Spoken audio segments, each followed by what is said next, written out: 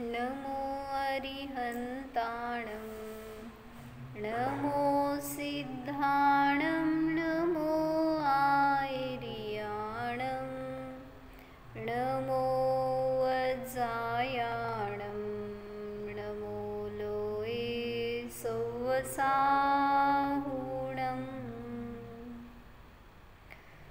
पांचो मेरु असि जिनधाम सब प्रतिमा को करो प्रणाम महासुख होय देखे नाथ परम सुख होय। जय बोलो अकृत्रिम चैत्यालयस्थ अकृत्रिम जिनबिंब भगवान की जय। किती आहे थांब 3 लोकात स्थित असणाऱ्या 8,56,97,481 अकृत्रिम चैत्यालय भगवान की जय। त्या अकृत्रिम चैत्यालय स्थित 925,53,27,948 अकृत्रिम जिनबिंब भगवान की जय।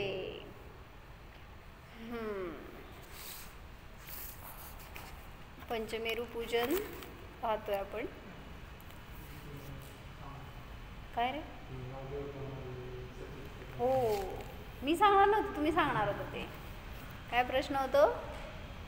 9 देवतांमध्ये किती देवता सचित्त आहेत आणि किती देवता अचित्त आहेत?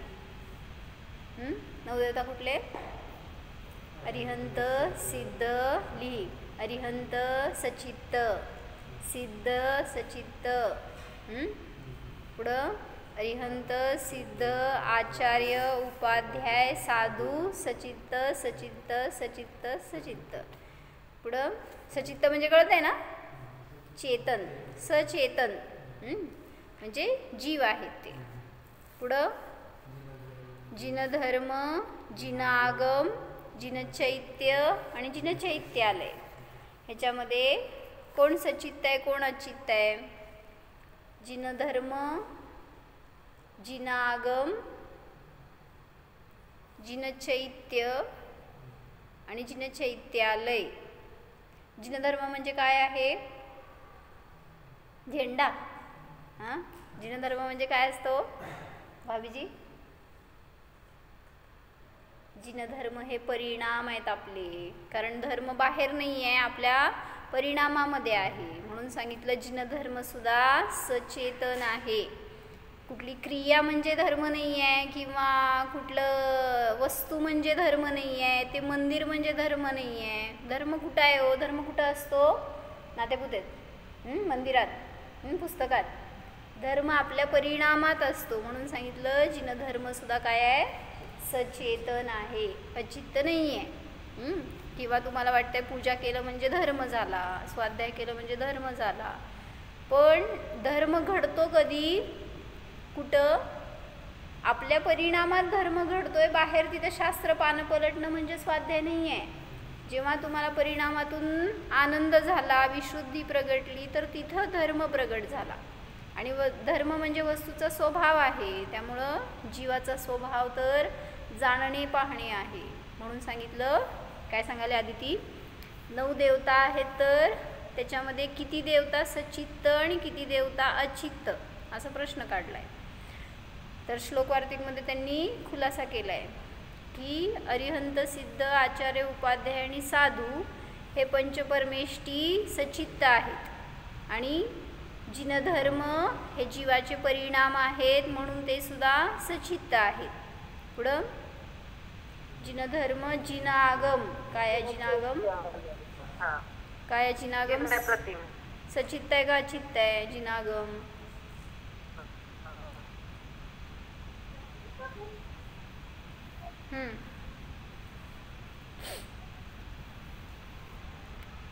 सांगते काय उत्तर?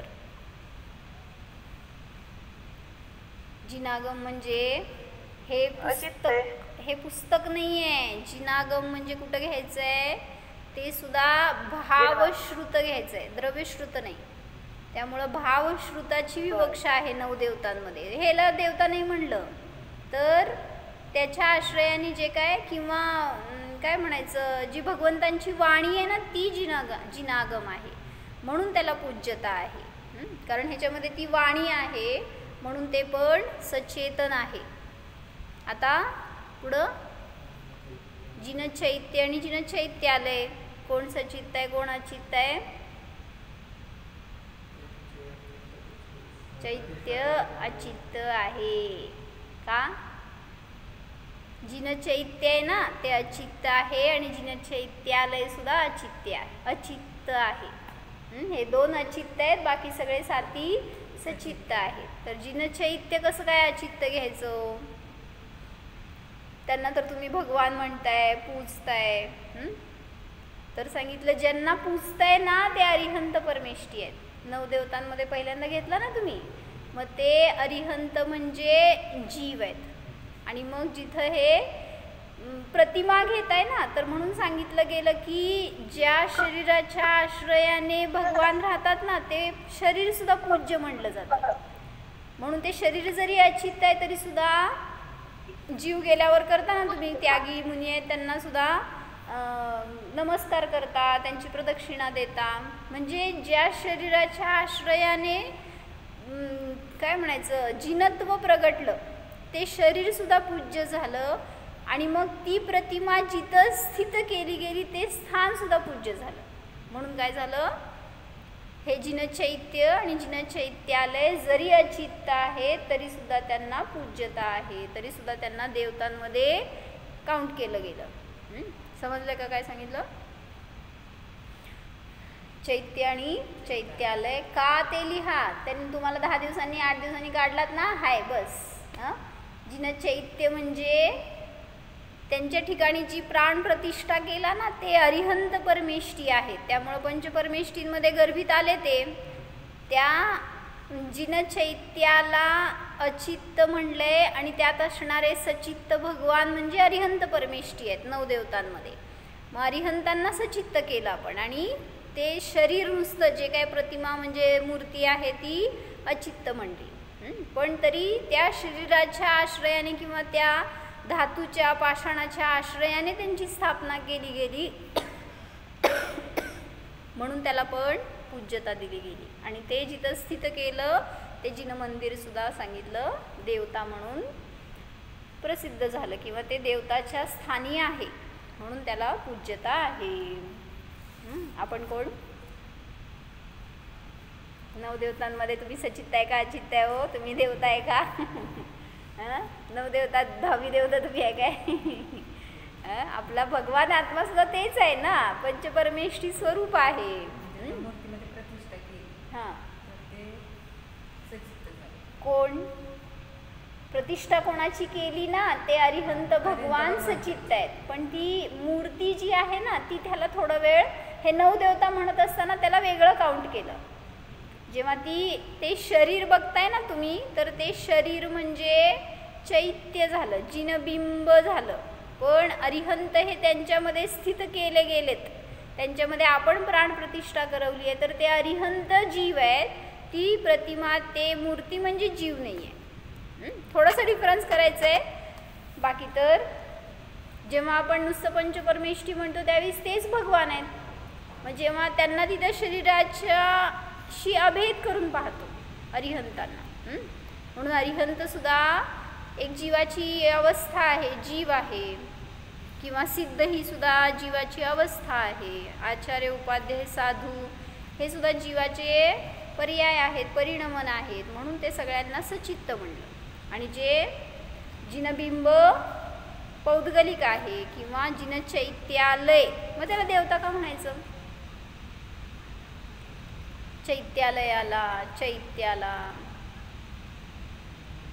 चैत्यालयाला आपण नमस्कार करतो का? मग देवता आहेत माहीत आहे ना तुम्हाला, मग का करत नाही हो? चैत्यालयाला कसं नमस्कार करायचं? येताना बाहेर पायरीला डोकं टेकवायचं का? काय म्हणताय प्रगतीताई? मंदिरला करतो शिखराला वगैरे हा, शिखराचं दर्शन करतात ना लोक, म्हणजेच ते चैत्यालयच आहे. किंवा असं पद्धत होती बरं का पूर्वी, माहीत नाही, ते चौकट असते ना त्याला नमस्कार करायचे असं टच करून करायला पाहिजे असं मला म्हणायचं नाही आहे, ती पद्धत चुकीची आहे. पण चैत्यालय सुद्धा एक पूज्य म्हटलं गेलं. हां, क्षेत्राला सुद्धा पूज्यता प्राप्त झाली. जसं तुम्ही तीर्थक्षेत्र म्हणता, जिथून मोक्षाला गेले ते सिद्धक्षेत्र म्हणता, मग त्याला सुद्धा पावित्र्य आलं ना तेवढं. शिखरजी म्हणल्यावर वाटतंय का नुसतं गाव, आदिवासींचं राहण्याचं स्थान असं वाटत नाही आहे. एक निर्वाण भूमी वाटतंय, एक सिद्धक्षेत्र वाटतंय. अयोध्या म्हणजे काय वाटतंय हो? हां, अयोध्या म्हणजे लढाई केलेलं गाव. अयोध्या म्हणजे सुद्धा एक जन्मभूमी आहे ना ती सगळ्या तीर्थंकरांची, त्यामुळे त्याला सुद्धा पवित्रता, असं एक पाहण्याची दृष्टी आहे ना ती एक शेवटी.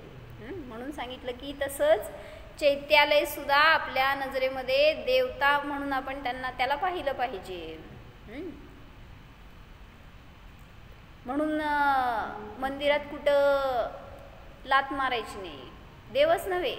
आता हे भिंतींना वगैरे त्या दरवाजाला लावायचं असेल तुम्हाला तर पायाने ढकलतात लोक किंवा कसंही, तर ते योग्य नाही आहे. म्हणजे जसं आपण देवतांचं विनय करतो तसंच चैत्यालयाचं सुद्धा विनय व्हायला पाहिजे. चैत्याचं तर करतोच, तिथं काय प्रश्न नाही आहे, कारण तिथं त्यांना आपण भगवान बघतोय. पण चैत्यालयाला बघत असताना सुद्धा त्याच्यात सुद्धा तशी पूज्यता यायला पाहिजे. म्हणजे मग माताजी पण म्हणून मंदिरात आल्यावर कुठलेही आसाधना होऊ नये त्याची काळजी घेतात. म्हणजे खोकायचं नाही, शिंकायचं नाही, काय वायफळ बडबड करायची नाही, तर विकथा करायची नाही. हे सगळे आसाधना का सांगितले गेले हो?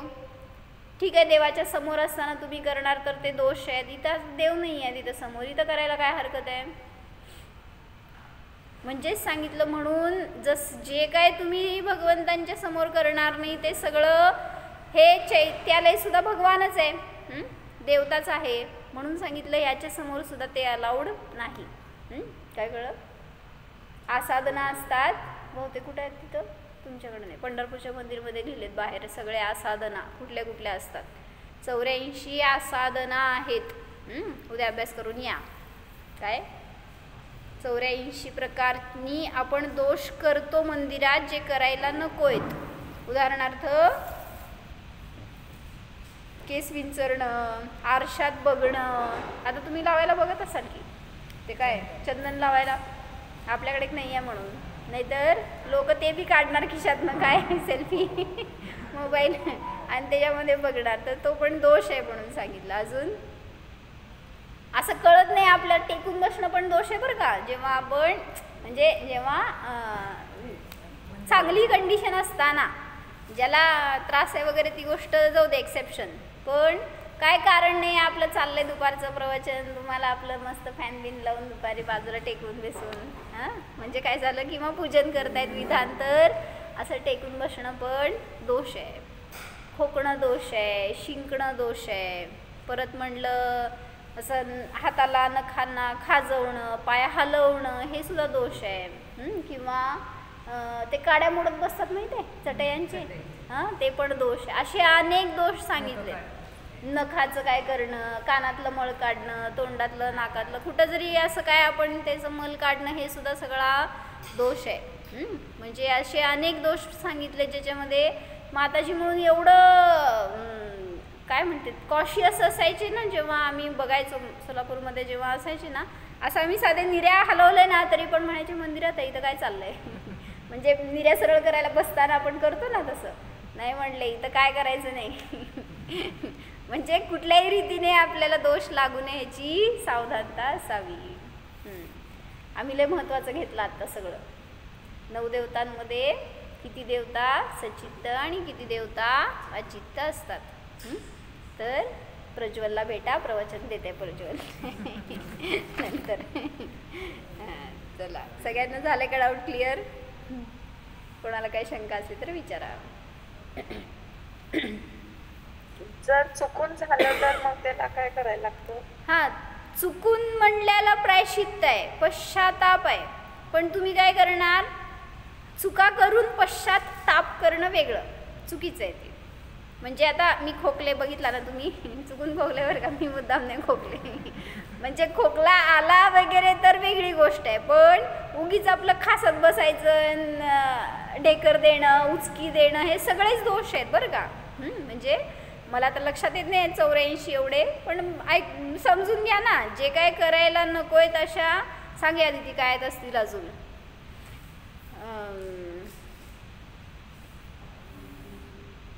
मंदिरात मौन घेऊन दर्शन करणं पण दोष आहे. काय म्हणले, मौन घेऊन दर्शन करायचं नाही. जे काही स्तुती वगैरे करायची आहे ना ती तेवढ्यासाठी बोलायला पाहिजे, आणि इतर काय बोलायला मौन घ्यायला पाहिजे. म्हणून मागं सांगितले होते मी की एक जण काय काय म्हणजे इतर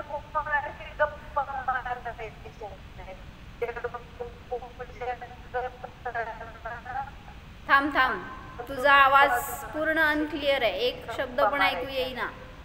देवपूजा करता, हा, देवपूजा करा. देवपूजा करायला मौन नाही, म्हणजे देवपूजा करताना दुसऱ्यांशी बोलायचं, मधूनच बोलायचं नाही. ते अविनय. आधी ते त्यांचे इन्स्ट्रक्शन्स आहेत. म्हणजे ते 84 साधनामध्ये येतं. मग असं आम्हांनी सांगितल्यावर एकदा सोलापूरमध्ये एका स्त्रीने नियम केला. 7 ठिकाणी तिथं मौन पाळायला सांगितले. 7 ठिकाणी, त्यातलं एक ठिकाण आहे पूजन. ते आठवण कर, मला सांगते नंतर 7 ठिकाण कुठले. तर एकदा सोलापूरमध्ये आम्हांनी असं सांगितलं प्रवचनमध्ये की मौन घ्यायचं असतं मंदिरात. तर त्या खरंच मौन घेतल्या त्यांनी, कितीतरी दिवस त्यांनी तो नियम करून पाळलं त्यांनी.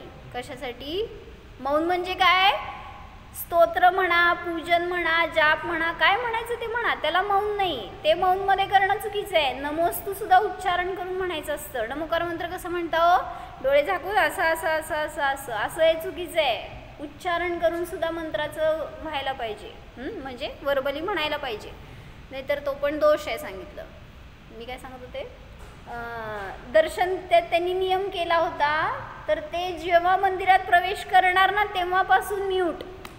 कोण त्यांच्याजवळ गेलं जय जिनेंद्र तर म्हणायचं नसतं, हा पण दोष आहे मंदिरात. का बरं, बरं तुम्ही मौन नाही घेतला, मग जय जिनेंद्र का नाही म्हणायचं, कारण जिनेंद्रांच्या समोर दुसऱ्याशी आपण बोलणं चुकीचं आहे. वार्तालाप करणं जिनेंद्रांचीच गुणगाण आहे, पण जिनेंद्र आठवतच नाहीत तिथं. जय जिनेंद्र म्हणताना मी तुम्हाला म्हणतेय, तर तिथं आपण एकमेकांचं महत्त्व केलं, भगवंतांचं महत्त्व नाही केलं. आणि मग भगवंतांना म्हणायचं जय जिनेंद्र, जिनेंद्र भगवान की जय, काय म्हणायचं, जय जिनेंद्र म्हणायचं नसतं त्यांना. मग तिथं नमोस्तू म्हणलं जाणार. तर म्हणायचे, म्हणजे उदाहरण देतात ना की तुमच्या समोर बसलाय राष्ट्रपती नाहीतर PM, आणि तुम्ही काय करताय, आला मित्र, ये रे, हाय हॅलो, मग ते राहील का जाईल. म्हणजे कोणाचं इम्पॉर्टन्स कुठं करायला पाहिजे, कसा आपला व्यवहार असायला पाहिजे, ह्याच्यासाठी. म्हणून मंदिरात कोणाला जय जिनेंद्र पण करायचं नसतं, तो पण एक दोष आहे. तर त्या कोणी भेटलं तर त्यांच्याकडे बघून आम्ही शिकलो, म्हणजे आम्हाला कळलं की काय करायचं असतं आणि काय नाही. जेव्हा आम्हांनी सांगितलं तेव्हा आम्ही लहान होतो, आम्हाला काही ते कळायचं नाही काय सांगतायत माताजी. आणि मग ते आत आले की बघणार सगळ्यांकडे, ठीक आहे सगळे बोलायला जाणार, पण हे म्यूटच. आणि मग आपलं सुरू करणार ते आपल्या भक्त्यान, काय पूजन जोरात म्हणणार वगैरे. मग आम्हाला कळायचं नाही हे मौन आहे म्हणतात आणि असं कसं म्हणतायत, बोलतायत कसं काय. मग ते बाहेर गेल्यावर आम्ही त्यांना पकडणार, म्हणणार काय चाललंय तुमचं. मग ते तिथं सांगणार मंदिरच्या बाहेर, म्हटले काय कुठलीही अन्य चर्चा करण्यासाठी मौन. आणि भगवंतांचं स्तुती करायला नियमाने वर्बली करायला पाहिजे, बोलूनच करायला पाहिजे. मौनमध्ये करणं दोष आहे. सांगा 8 स्थान कुठले, 7 जिथं मौन पाळायला पाहिजे. काकांना माहीत आहे, त्या वहीमध्ये 4 वेळा लिहिलेलं असणार आहे तुम्ही. हां, भोजन करताना मौन पाळले, भोजन करताना मौन पाळणे. सगळ्यांना भोजनच आठवलं सगळ्यात पहिला, पुढं नाही, पण ते मुख्य ना. प्रातर्विधी करताना मौन. हां, स्नान, पुढं पहिल्यापासून जावा की म्हणजे त्याच्या आधी पण आहे अजून.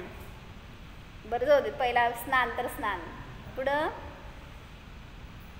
स्नान झाल्यावर पूजन. स्नान, पूजन, भोजन, वमन, शयन, मैथून आणि एक काय मलमूत्र विसर्जन असेल बहुतेक. काय म्हटलं?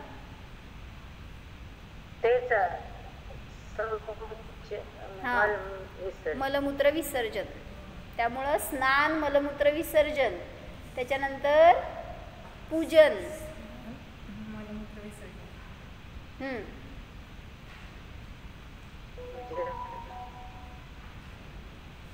भोजन, भोजन, शयन, वमन, शयन, मैथून आणि झाले ना 7? किती झाले? हां, एकातच आहे का तुमच्याकडे लिहिलेलं? मला ते ध्यान एक वाटायला आहे त्याच्यामध्ये, पण लक्षात येईना. ध्यान सांग.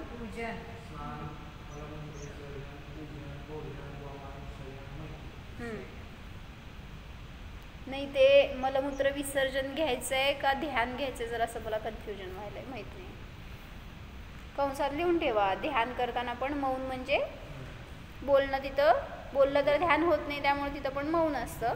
मग आता ते पूजनमध्ये ध्यान घेतलं आहे का मग हे मलमूत्र विसर्जन सेपरेट घेतलं आहे, असं ते दोन्हींच्यामध्ये. तर अशा 7 स्थानांवर मौन पाळायचं असतं. कशासाठी सांगितलं हे सगळं आपण? मंदिरमध्ये आसाधना करायच्या नाहीत, म्हणजे पूजन करत असताना पूजनासाठी तुम्हाला बोलायला अलाउड आहे, पण अन्य काही बोलायचं म्हणजे तर. आणि अनेकांचे अनेक प्रकार बघितलेत बरं का. आता आम्ही बसतो पूजन करायला आतमध्ये आणि हे सगळे बाहेर उभारलेले असतात, आणि मग इतका मोठ्या आवाजाने बोलणार ना की ते भगवंतांना तिथं वरपर्यंत ऐकू जात असेल. म्हणजे आता पूजन आत करणारे आहेत बाबा, किंवा आपण इथं करतो हे चुकीचं आहे हे तर समजतच नाही, पण त्याच्या निमित्तामध्ये इतरांना सुद्धा त्याच्यानी त्यांच्या जर भक्तीमध्ये खंड आला ना तर त्याचा दोष पण तुम्हालाच, जर तुम्ही बोलत असला तर. काय म्हणते पूनम?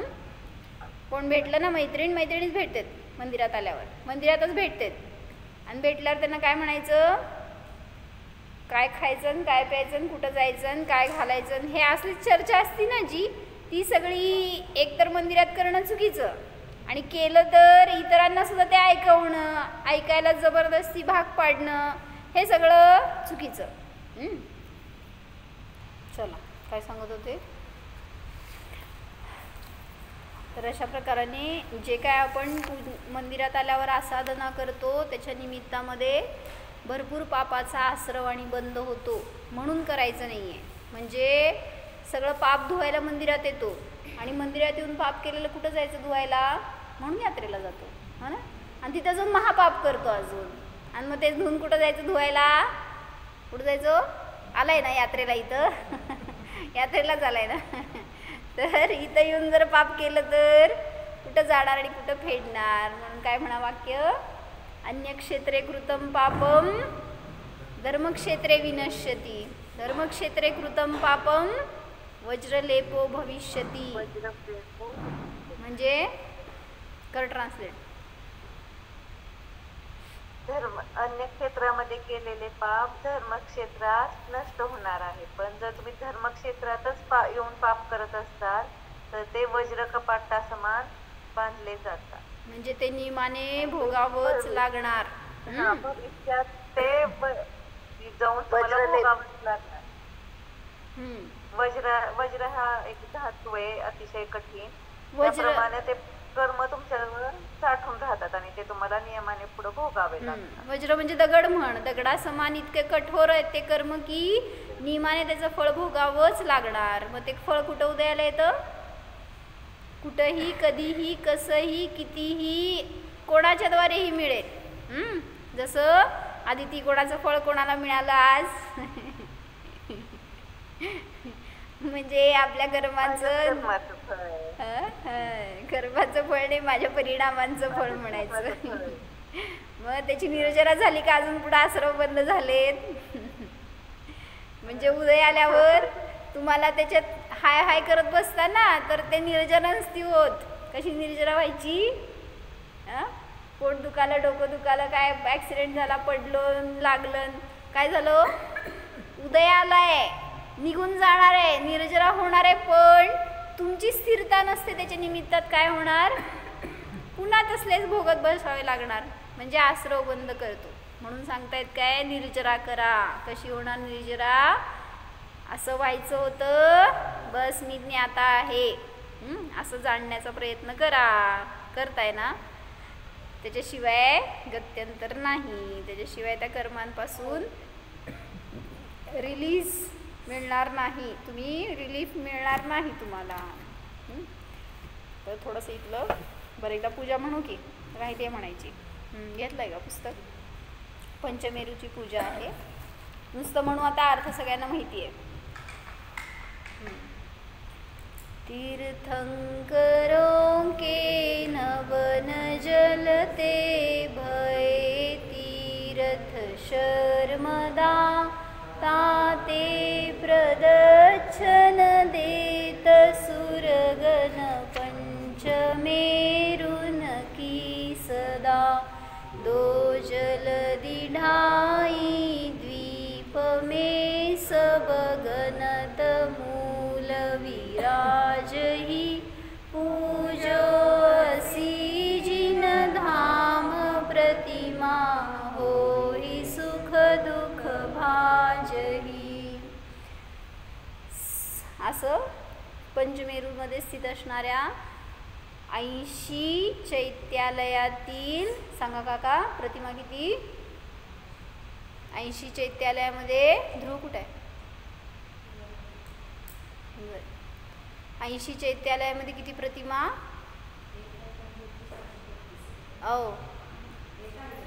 काय ह्याच्यावरती?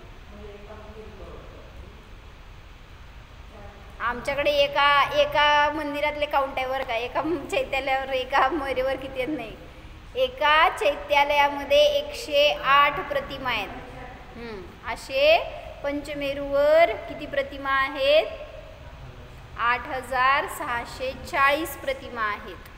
तर त्या सगळ्या प्रतिमांना आपण आपल्या ज्ञानामध्ये स्थापन केलंय. त्यांच्या समान मी आहे ह्याचा अनुभव करतोय. ते जसे अकृत्रिम आहे तसा माझा स्वभाव सुद्धा अकृत्रिम आहे. ह्याचं भावभासनपूर्वक आपण पूजनाची स्थापना केली.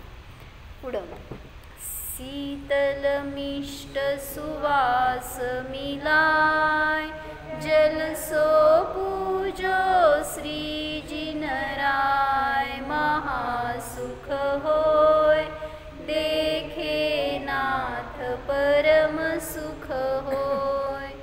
पांचो मेरु असी जिन धाम सब प्रतिमा को करो प्रणाम महासुख होय देखे नाथ परम सुख होय. जल चढवतोय तर कशा प्रकारचं जल आहे? शीतल आहे, मधुर आहे, सुवासित आहे. अशा उत्कृष्ट जलाच्या द्वारे मी हे भगवान तुमचं पूजन करतो. का करतो? तर त्या जलाच्या द्वारे माझ्या सगळ्या पापमलाचा, मिथ्यात्व मलाचा नाश व्हावा आणि मला निर्मळ पवित्र स्वभावाची प्राप्ती व्हावी, म्हणून मी हे प्रतीक रूपाने जल चढवतो. पुढं जल केशर कर्पूर मिलाय गंध सपूजो श्री जिनराय महासुख होय देखे नाथ परम सुख होय. पांचो मेरु असी जिन धाम सब प्रतिमा को करो प्रणाम महासुख होय देखे नाथ परम सुख होय. बोला. जल में केशर, कर्पूर आदी हे जे काय सुगंधित द्रव्य आहेत तर ते मिलायके असं म्हणायचं असेल, त्याच्यामध्ये मिसळून मी काय करतो, हे जिनेंद्र भगवान तुमची पूजन करतो, ज्याच्याद्वारे की जिससे महासुख यानी अनंत सुख की प्राप्ती होती है.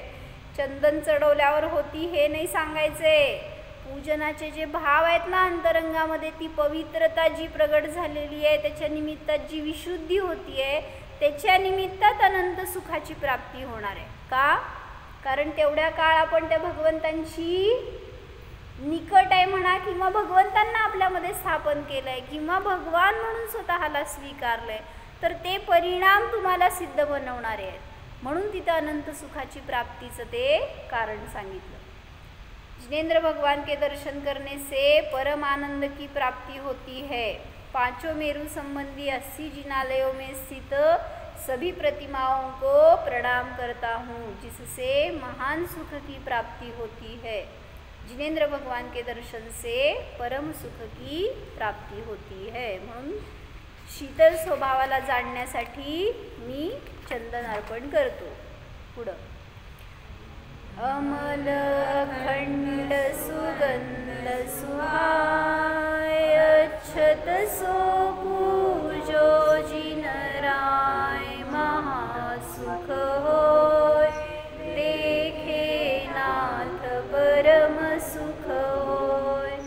पांचो मेरु असी जिनधाम सब प्रतिमा को करो प्रणाम महासुख होय देखे नाथ परम सुख होय. काय सांगितलं? कशा प्रकारचं तांदूळ आहे, कुठल्या क्वालिटीचं चढवतो? क्वालिटी नाही बघायची तिथं. हां हां अमल आहे म्हणजे कुठलाही मल त्याच्यामध्ये नाही, बहिरंग मल म्हणा किंवा ते स्वतः तांदूळ मलिन नाही आहेत, म्हणजे स्वच्छ करून आणलेले आहेत हे सांगायचं आहे. अमल आहेत, अखंड आहेत. खंडित का नाही चढवायचं? अखंड स्वभावाचं ते एक प्रतीक आहे. किंवा सांगितलं की अखंड जर ते तांदूळ चढवले तर तांदूळच का चढवायचे? आणि हां काय चाललंय त्याला ना पाण्यात टाकतात म्हणे, माहिती आहे का? असं मी ऐकले. तर बसा, काय नसते. हां काय नसते, होत नसते उशीर बिशीर. हां काय म्हणले? तर अमल आहे, अखंड आहेत असे, आणि सुगंधित आहेत. पुढं अमल अखंड सुगंध सुहाय म्हणजे जे काय म्हणतात मनाला छान वाटणारे असे, एक शोभणारे म्हणा, काय म्हणायचं, सुहाय म्हणजे चांगलं वाटणारं, अच्छे लगने वाले, अशा अक्षतांच्या द्वारे मी जिनेंद्र भगवंतांची पूजन करतो, ज्याच्याद्वारे महासुखाची प्राप्ती होते. जिनेंद्र भगवान के दर्शन करने से परम आनंद की प्राप्ति होती है. पंचमेरु संबंधी 80 जिनालयों में स्थित सभी प्रतिमाओं को, हे सगळं म्हणताना 2 लाईन आपल्याला ते आठवू देत ना, प्रतिमा आठवू देत, ते भगवान माझ्या ज्ञानामध्ये येऊ देत, त्यांची ती मुद्रा, ती प्रसन्नता, ते आपल्या ज्ञानात आलं तर आपल्याला सुद्धा तसा अनुभव होतो. तसा मी आहे. दिसले का वर सांगा आदिनाथ भगवान ज्ञानामध्ये? घ्या बघून ज्ञानात कसे आहेत ते भगवान. बस त्यांची मुद्रा किती स्थिर आहे, किती प्रसन्न आहे, बस ते आनंद भोगताय, दुसरं काय नाही आहे. कोण तुम्ही आला गेला बघताय, नाही बघत, काय डोकं टेकवत आहे का हात टेकवत आहे ते काहीच बघत नाहीत. सगळ्यांचे कसे असते, सॅल्यूट रूप नमस्कार असते. कोणाची विधी कसली असते, कोणाची कसली, त्याच्यामध्ये कशात इंटरेस्ट नाही आहे, बस ते आपलं आपलं स्वतःला भोगत राहतात. तर तशी कला मला पण प्राप्त व्हायला पाहिजे. मी सुद्धा सगळ्या परिस्थितीत ज्ञाता राहायला पाहिजे.